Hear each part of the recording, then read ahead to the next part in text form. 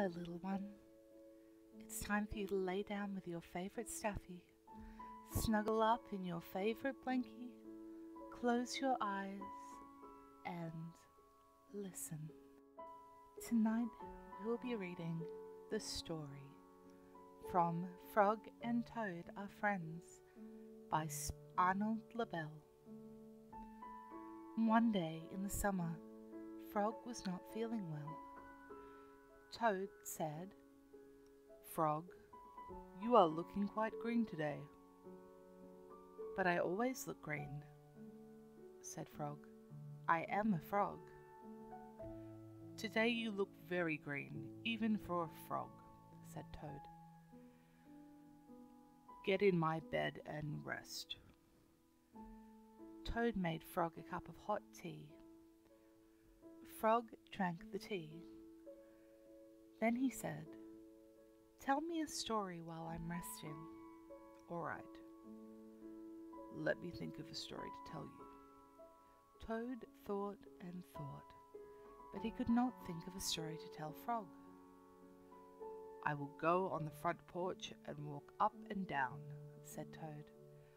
"Perhaps that will help me think of a story." Toad walked up and down the porch for a long time, but he could not think of a story to tell Frog. Then Toad went into the house and stood on his head. "Why are you standing on your head?" asked Frog.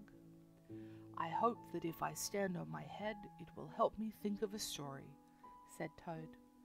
Toad stood on his head for a long time, but he could not think of a story to tell Frog. Then Toad poured a glass of water over his head. "Why are you pouring water over your head?" asked Frog. "I hope that if I pour water over my head, it will help me to think of a story," said Toad.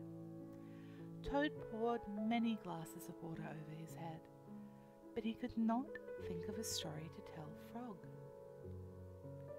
Then Toad began to bang his head against the wall. "Why are you banging your head against the wall?" asked Frog.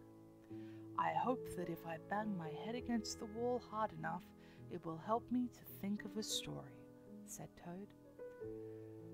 "I am feeling much better now, Toad," said Frog. "I don't think I need a story anymore."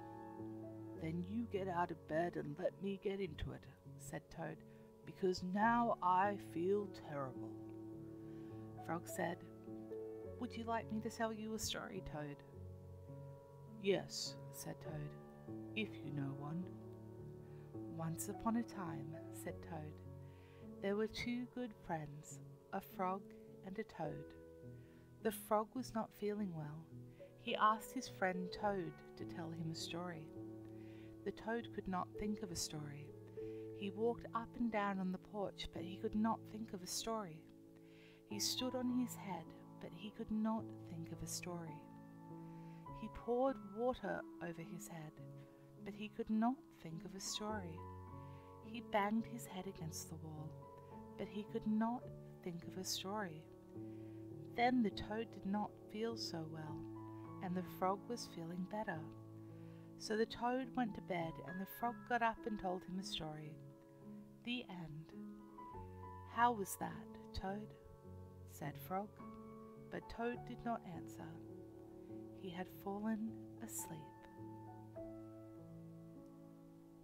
Good night, little one. Sweet dreams.